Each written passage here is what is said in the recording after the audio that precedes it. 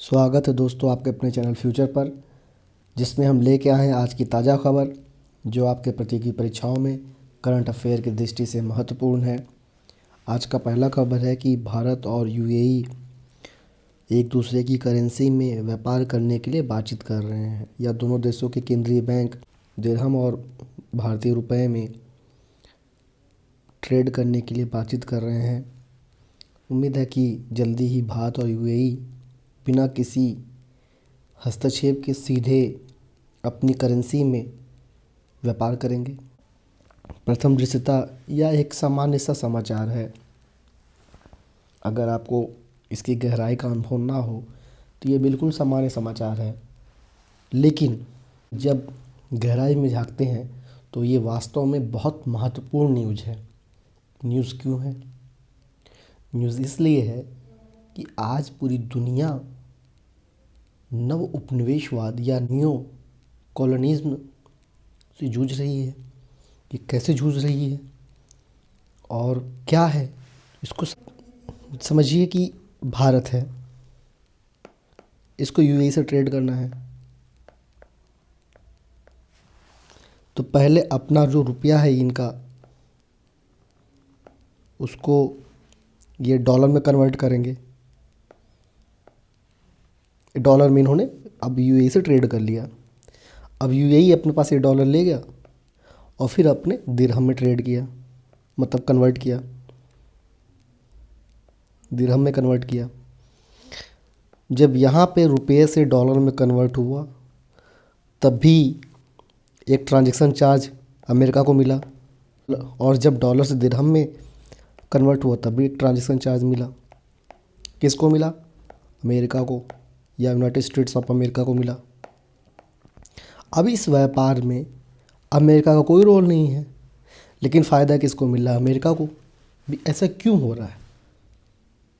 ऐसा क्यों हो रहा है कि जहाँ पे अमेरिका का कोई भूमिका नहीं है वहाँ पे भी अमेरिका को लाभ मिल रहा है? इसका कारण है डॉलर का ग्लोबल करेंसी होना। क्योंकि सारा ट्रेड डॉलर में होता है, तो जब भी कोई ट्रेड होगा तो अमेरिका को सीधे सीधे लाभ होगा। तो अब इस चीज़ को हम समझेंगे कैसे डॉलर को ये सुप्रीमेसी या सर्वोच्चता प्राप्त हुई। तो इसको समझने के लिए सबसे पहले हम ये समझेंगे कि आज ये जो पेपर मनी की चलन है कैसे हुआ।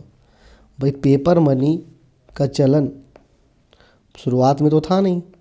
सबसे पहले मानव जाति सोने में या गोल्ड में ट्रांजैक्शन करती थी। कोई भी विदेशी व्यापार गोल्ड में हुआ करता था। उसके बाद जब पहली बार कागजी मुद्रा या पेपर करेंसी का आविष्कार हुआ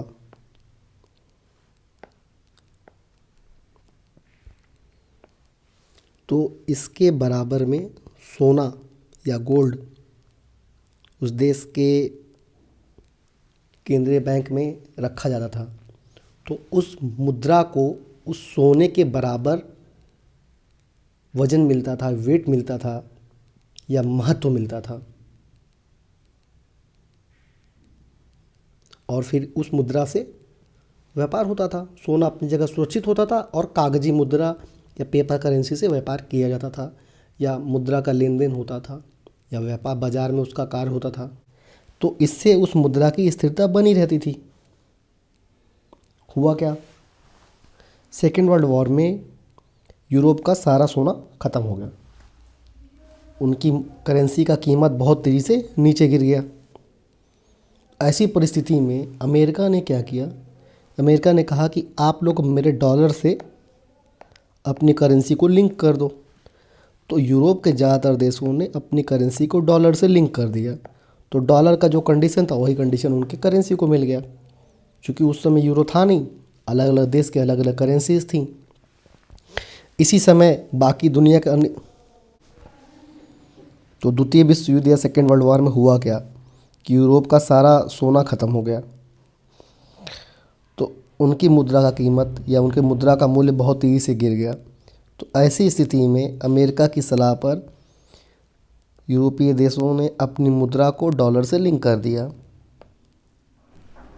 फिर हुआ क्या? अमेरिकी डॉलर के कारण यूरोपीय मुद्रा को अस्थायित्व मिल गया, और धीरे धीरे दुनिया के बाकी देशों ने भी डॉलर से अपनी करेंसी को लिंक करना शुरू किया। अब इससे हुआ क्या? हुआ इससे क्या कि अब दुनिया में सारा व्यापार डॉलर से होने लगा। अब डॉलर को वैश्विक मान्यता मिल गई या ग्लोबल मान्यता मिल गई। अब तक चूंकि डॉलर को भी सोने से या गोल्ड के कंपेयर में रखा जाता था, लेकिन जैसे ही अमेरिकी प्रेसिडेंट निक्सन बने, इन्होंने सीधे घोषणा कर दी कि अब डॉलर की तुलना में सोना नहीं रखा जाएगा। जब गोल्ड की तुलना में डॉलर को रखा जाता था तो डॉलर सबसे शीर्ष पर होता था, उसके नीचे होता था डॉलर, और डॉलर के नीचे बाकी अन्य मुद्राएं होती थी, चाहे यूरो है, चाहे रुपया है या युआन है, जो भी कंट्रीज़ की करेंसीज़ हैं। लेकिन जैसे ही प्रेसिडेंट निक्सन ने गोल्ड को हटा दिया तो विश्व में सबसे शीर्ष पे पहुंच गया डॉलर। अब क्या हुआ? अब हुआ क्या कि अब पूरी दुनिया चूंकि डॉलर पर निर्भर थी, वो चाह के भी कुछ नहीं कर सके। डॉलर से गोल्ड स्टैंडर्ड को हटा दिया गया, लेकिन फिर भी डॉलर वैश्विक करेंसी बनी रही। अब अमेरिका चाहे बिजनेस करे और चाहे ना करे, उसे ट्रांजैक्शन चार्ज के नाम पर या ट्रांजैक्शन शुल्क के नाम पर हमेशा लाभ होता रहता है। और ये केवल ट्रांजैक्शन के नाम पे नहीं। और किस तरह से डॉलर ने अमेरिका को एक हथियार दे दिया। ये डॉलर अमेरिका के लिए एक हथियार के रूप में काम करता है। कैसे? क्योंकि जब दो देश व्यापार करते हैं तो डॉलर बेस पे करते हैं, और सोचिए अगर वो सैंक्शन लगा दे कि भाई हम प्रतिबंध लगाते हैं कि आप डॉलर में व्यापार नहीं कर सकते, उस देश का सारा वैश्विक व्यापार समाप्त हो जाएगा। जैसे अमेरिका ने रसिया के साथ अभी किया। भाई अमेरिका होता कौन है किसी दूसरे देश पर सैंक्शन लगाने वाला या प्रतिबंध लगाने वाला? पूरी दुनिया तो अमेरिका की जागीर है नहीं। समानता देखा जाए तो पूरी दुनिया अमेरिका की जागीर नहीं है, लेकिन व्यवहारिक तौर पर प्रैक्टिकली देखें तो अमेरिका ऐसा करता है। तो डॉलर अमेरिका का सबसे बड़ी ताकत है, और ये प्रतीक है नव उपनिवेशवाद का, न्यू कोलोनाइजेशन का प्रतीक है। तो यह डॉलर प्रतीक है नव उपनिवेशवाद या न्यू कोलोनाइजेशन का।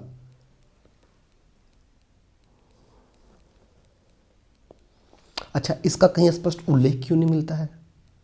इसका उल्लेख इसलिए नहीं मिलता है क्योंकि इस समय मौजूद है।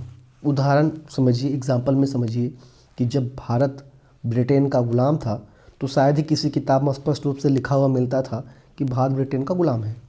सेम वही कंडीशन है कि अभी भी बहुत कम किताबों में ही यह मिलता है कि पूरी दुनिया अमेरिका के गुलाम है। असल में प्रत्यक्ष रूप से गुलामी नहीं है, ये इनडायरेक्ट गुलामी है। अमेरिका जिसको चाहता है उसको अपने हिसाब से प्रभावित कर ले जाता है, सैंक्शन लगा के उस देश को तोड़ देता है। तो दुनिया में जो भी देश विकास कर रहे हैं उनकी अमेरिका से अच्छी बनती है, जिनके अमेरिका से नहीं बनती उनको अमेरिका तोड़ के रख देता है आर्थिक रूप से। आज जीडीपी में अगर पीपीपी में देखें, परचेजिंग पावर पैरिटी के आधार पर देखें, तो चाइना शीर्ष पर है, दूसरे स्थान पर यूएसए का है, तीसरे स्थान पर इंडिया है। अगर कन्वेंशनल या नॉमिनल जीडीपी के आधार पर देखें तो शीर्ष पर यूएसए है, दूसरे स्थान पर चाइना है, तीसरे स्थान पर जापान, चौथे स्थान पर जर्मनी और पांचवें स्थान पर भारत है। आप सोचिए, इन सभी देशों में एक भी देश ऐसा नहीं जो यूएसए से डायरेक्ट टक्कर ले सके। चीन ने थोड़ी मोड़ी कोशिश की है, लेकिन अभी चीन में वो क्षमता नहीं है कि चीन अमेरिका को वैश्विक स्तर से पछाड़ सके, क्योंकि अभी चीन को इसके लिए बहुत लंबा सफ़र तय करना पड़ेगा। कारण ये भी है कि जिस समय अमेरिका शीर्ष पर पहुंचा उस समय उसे टक्कर देना दुनिया में कोई था ही नहीं। दुनिया के सारे देश वर्ल्ड वार कांड टूट चुके थे, चीन को ऐसा मौका मिला नहीं। चीन ने एक बार प्रयास किया जब कोरोना का महामारी चल रहा था, लेकिन वो प्रयास का सफल नहीं रहा क्योंकि बाकी देश अभी मजबूत थे। तो अभी इसमें समय है कि कोई देश अमेरिका को कैसे टैकल करेगा। इसका समाधान बस यही है कि बाकी देश भी जाने और इस चीज़ पे सामूहिक प्रयास करें। और ऐसी उम्मीद है कि भारत ही इस अंधेरे में एक ज्योति है, ये चीन के बस का नहीं है, क्योंकि दुनिया के देश चीन पे बिल्कुल भरोसा नहीं करते, वहाँ पर डिक्टेटरशिप है। लेकिन भारत एक लोकतांत्रिक देश है, शांति प्रिय देश है, जो विश्व में शांति को प्रमोट करता है। और भारत का ऐतिहासिक बैकग्राउंड हमेशा से अच्छा रहा है, तो उम्मीद किया जा रहा है कि भारत भविष्य में इस दिशा में कोई कार्य कर सकता है कि अमेरिकी नव उपनिवेशवाद को कंट्रोल कर सके या फिर समाप्त कर सके। लेकिन अभी उसमें बहुत समय है, ये इतना सहज नहीं है, ये इतना आसान नहीं है जितना हम बातचीत में कह रहे हैं। ये बहुत जटिल है। आप भारत से बाहर एक सुई भी खरीदते हैं तो आप डॉलर में खरीदते हैं। जिन देशों का करेंसी क्रैश कर जाती है, जिन देशों में हाइपर इन्फ्लेशन हो जाता है, वो डॉलर में व्यापार करते हैं या अपने डॉलर में लेन देन करते हैं। वो अपने देश की करेंसी पर नहीं यकीन करते, लेकिन डॉलर पर यकीन करते हैं। तो ये एक जो मानसिकता है, इससे बाहर आने में भी लंबा समय है।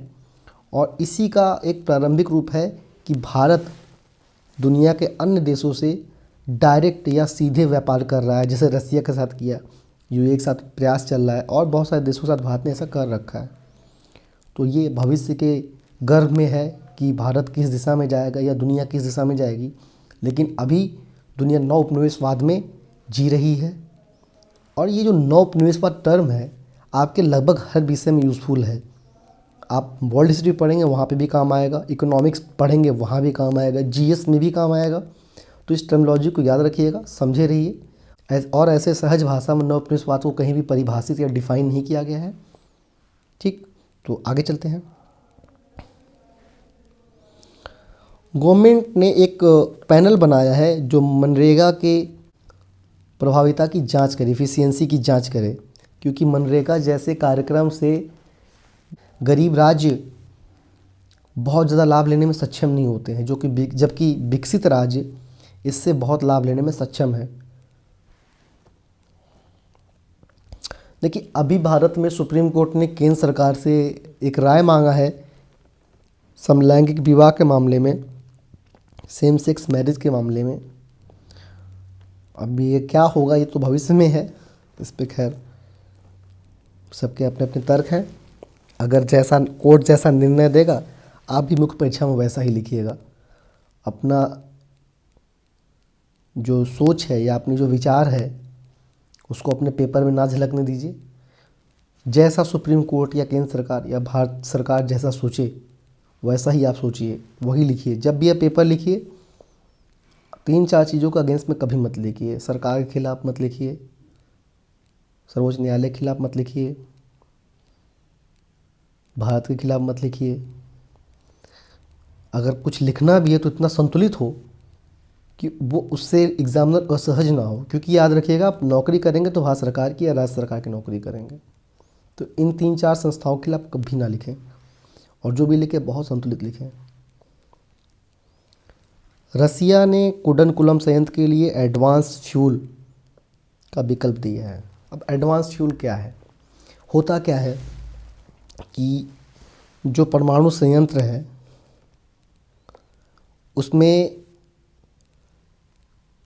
फ्यूल साल 2 साल पे बदलना पड़ता है, साल 6 महीने में बदलना पड़ता है, जैसा फ्यूल का कंडीशन हो। रसिया अब एक ऐसा एडवांस फ्यूल देना चाहता है, ऐसा एडवांस यूरेनियम देना चाहता है जो लंबे समय तक चले। अच्छा, जब भी आप यूरेनियम फ्यूल के बारे में जब भी पढ़े 2-3 चीज़ें ध्यान रखिए। भारत में एक परमाणु ऊर्जा नीति है जो 3 चरणीय है, मेंस में बहुत यूज़फुल है। 3 चरण क्या क्या है? पहले चरण में भारत प्राकृतिक यूरेनियम का प्रयोग करेगा, जिसमें यूरेनियम 238 और यूरेनियम 235 है। यूरेनियम 235 ही विखंडित होता है और इससे ऊर्जा बनती है। और ये जो यूरेनियम 238 है ये प्लूटोनियम 239 में बदल जाता है। यही प्लूटोनियम 239 अगले या द्वितीय चरण में फ्यूल का काम करता है, जबकि तीसरे चरण में थोरियम 232 का प्रयोग होता है प्लस यूरेनियम 233 का। होता क्या है कि जो थोरियम है वही यूरेनियम 233 में बदल जाता है, और ये जो यूरेनियम 233 है ये ऊर्जा में बदल जाता है। तो ये भारत का 3 चरणीय परमाणु नीति है। इस तथ्य को याद रखिएगा। और बस यही 3 ही विखंडनीय पदार्थ हैं, यूरेनियम 235, प्लूटोनियम 239 और यूरेनियम 233। इस तथ्य को याद रखिएगा। इरडा या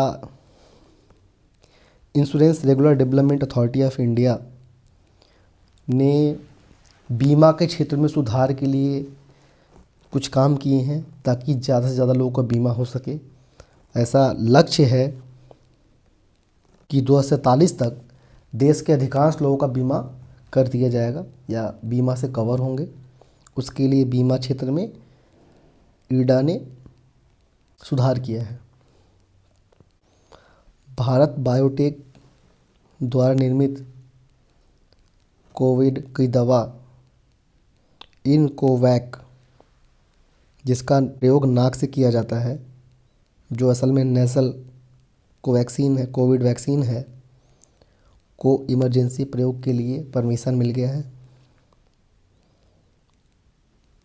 ओटीटी को लाइसेंस देने की बात चल रही है, तो असल में ओटीटी को अगर लाइसेंस दिया जाएगा तो स्टार्टअप वाली कंपनियों के सामने समस्या उत्पन्न हो जाएगी। इसी पे न्यूज़ है।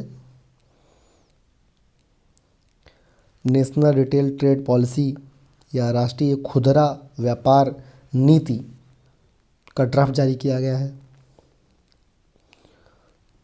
देखिए, कोलिजियम सिस्टम तो आपको पता है, जब भारतीय सर्वोच्च न्यायालय या भारतीय न्यायालय में जजों की नियुक्ति के लिए है, जिसमें जजों की एक टीम जजों की नियुक्ति करती है, जिसे सीजेआई खुद बहुत अच्छा नहीं मान रहे हैं। ऐसा मान रहे हैं कि ये बहुत अच्छा नहीं है, इसमें कुछ संशोधन की ज़रूरत है, कुछ सुधार की ज़रूरत है, ताकि न्यायालय की पारदर्शिता और स्वतंत्रता बनी रहे। एम्स के सर्वर पर अटैक हुआ है, साइबर अटैक हुआ है रैंसमवेयर का।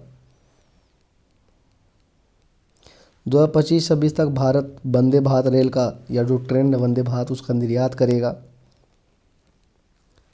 उत्तर प्रदेश के 3 और जिलों में पुलिस कमिश्नरी प्रणाली लागू कर दी गई है, आगरा, गाजियाबाद और प्रयागराज।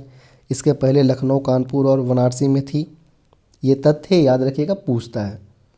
हमें अपने प्रश्न से मतलब होना चाहिए। अभी हाल ही में किसी ने टाटिया मामा पे कमेंट किया है। क्या कमेंट किया उसको आप मत जाइए, बस ये जाने कि टाटिया मामा कौन है और ये फेमस क्यों हुए। चूँकि अंग्रेज़ों की लड़ाई में इनको वीर गति प्राप्त हुई, इनको फांसी पर लटका दिया गया था 4 दिसंबर 1889 में 1889 में।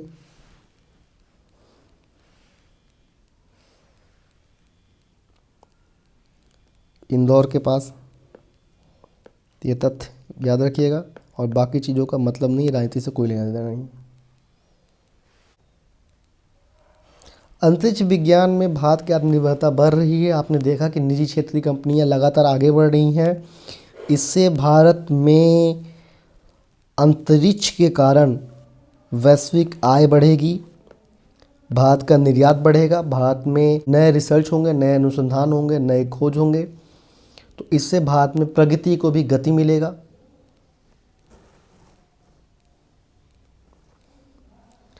समता और सम्मान कुछ होती है। देखिए, कुछ एडिटोरियल जो आपके मेंस के लिए यूज़फुल होते हैं, जो आपके मेंस की या मुख्य परीक्षा की दृष्टि से महत्वपूर्ण होते हैं, उसको मैं कलेक्ट कर लेता हूँ। लेकिन उसको क्लास में मैं पढ़ नहीं सकता, इसको पढ़ने में अनावश्यक टाइम जाएगा और वीडियो बहुत लंबी हो जाएगी। तो इनको देख लिया करिए, क्योंकि हिंदी में तो बहुत ज़्यादा समय लगेगा नहीं।